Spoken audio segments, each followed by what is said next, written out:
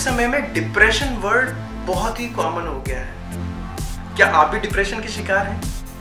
या कुछ चीजों को लेकर आप हमेशा चिंता में रहते हैं या उसी के बारे में सोचते रहते हैं? या कुछ ऐसे पल जिंदगी के जो हंसते खेलते बीतने चाहिए आप टेंशनों में गुजारते हैं?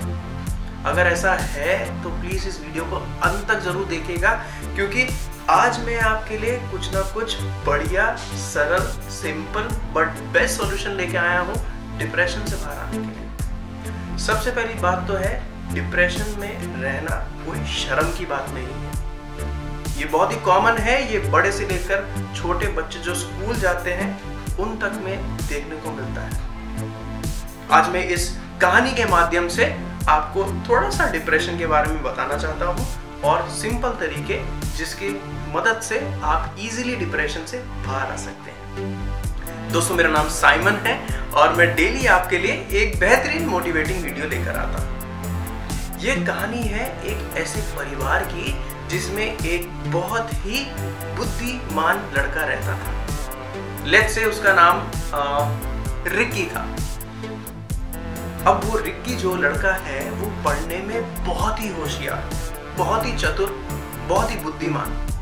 वो आप ये मान लीजिए कि वो जब से छोटा था तब जब तक वो 12th में आया वो अपनी क्लास में टॉपर ही रहा।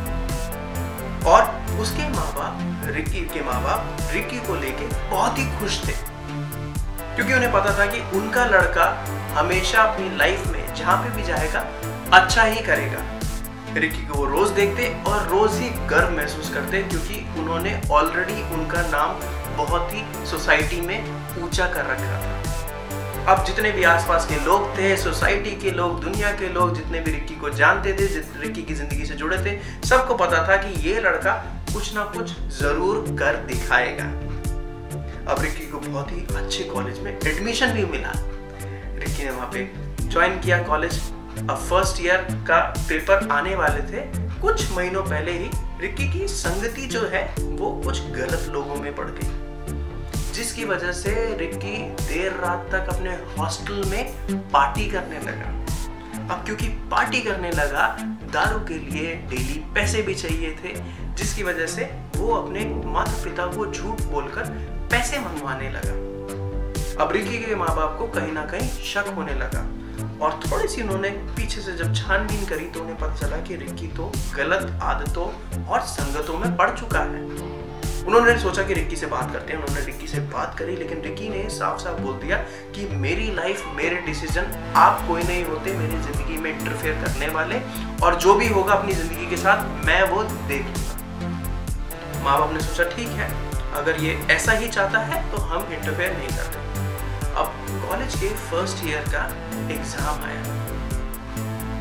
हालांकि स्कोर्स जो थे वो बहुत ही नीचे आए, जो रिक्की कभी नहीं चाहता था। ऊपर से और एक बात कि रिक्की एक एग्जाम में फेल हो गया। अब ये जो बात थी वो रिक्की को बर्दाश्त नहीं हुई, क्योंकि रिक्की क्या, उसके माँ बाप क्या, दुनिया को पता था कि रिक्की एक ऐसा ब्राइट बच्चा है जो फेल तो कभी हो ही नहीं सकता।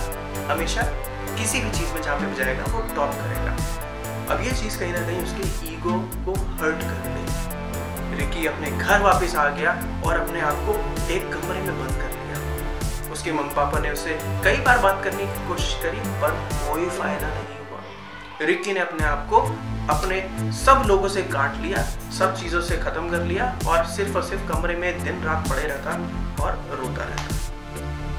अब ये बात जो है, जहाँ से रिक्की ने स्कूल पास किया था, 12th पास किया था, वहाँ के प्रिंसिपल को पता चली। रिक्की के प्रिंसिपल ने सोचा चलिए मैं कोशिश करता हूँ रिक्की से बातचीत करके उसकी हेल्प करने की, क्योंकि वो ऑलरेडी बहुत ही डिप्रेशन में था। अब रिक्की के प्रिंसिपल ने रिक्की को इनवाइट करा कि अगर बेटा आप चाहो तो मेरे साथ आज एक टाइम का डिनर कर दो।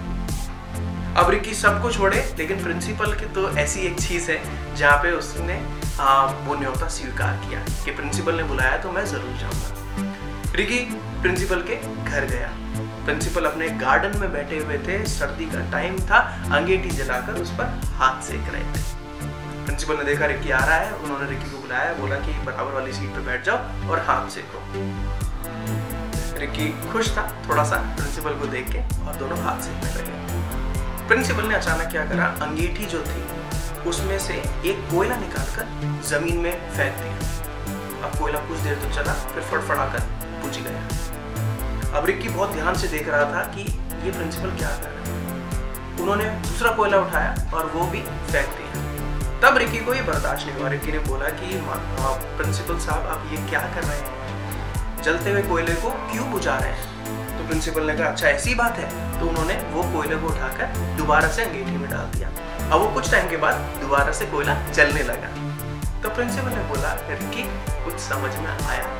रिकी ने कहा नहीं इसमें क्या है, आपने अंगीठी से कोयला निकाला, कोयले को दोबारा से डाला, वो जलने लगा, इसमें क्या समझने की बात है। तो प्रिंसिपल ने बोला बेटा मैंने आज तुम्हें एक लेसन के लिए बुलाया है। ये तुम्हारी जिंदगी है जो मैंने अभी एग्जाम्पल के तौर पर दिखाई।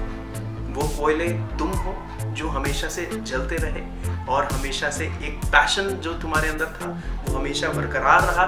तुम पढ़ाई में टॉपर थे, तुमने हर वो चीज़ अचीव करी जो तुम चाहते थे। लेकिन जब मैंने मिट्टी में जो कोयला डाला वो फड़फड़ाकर बुझ गया। वो उस सिचुएशन के अकॉर्डिंग है जब तुम गलत संगति में पड़ गए और तुम बुझ गए। जो अंदर का पैशन था वो खत्म हो गया। लेकिन जब मैंने उस बुझे हुए कोयले को दोबारा से अंगीठी में डाला वो दोबारा से जलने लगा।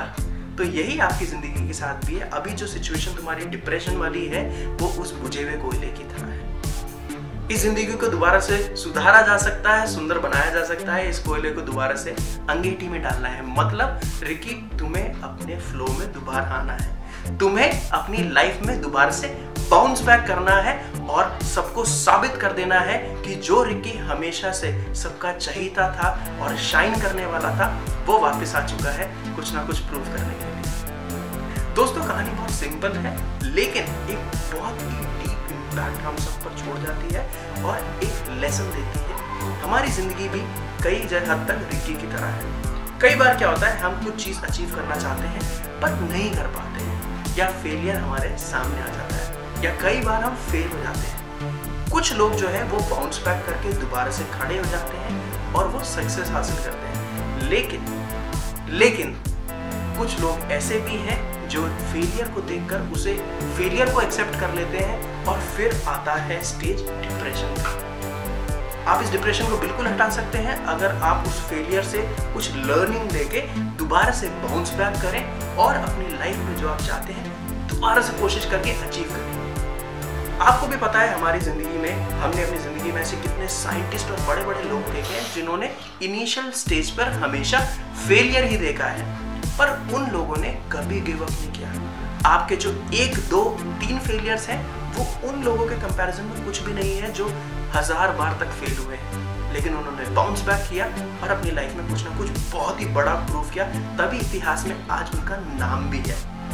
अगर आप भी इतिहास में अपना नाम करना चाहते हैं दोबारा से बाउंस बैक करिए, डिप्रेशन के वर्ड को ही अपनी जिंदगी से हटा दीजिए, जिंदगी में पॉजिटिविटी लाए और फेलियर को एक लर्निंग का स्टेज समझिए और दोबारा से आइए मैदान में और कुछ कर दिखाइए ताकि दुनिया भी आपको याद करे। आई होप आपको आज की वीडियो पसंद आई होगी। अगर आई है तो प्लीज एक लाइक तो बनता है, छोटा सा कमेंट कर दीजिएगा ताकि मुझे भी अच्छा लगे कि हाँ जो भी वर्क हम कर रहे हैं वो अच्छा है या नहीं।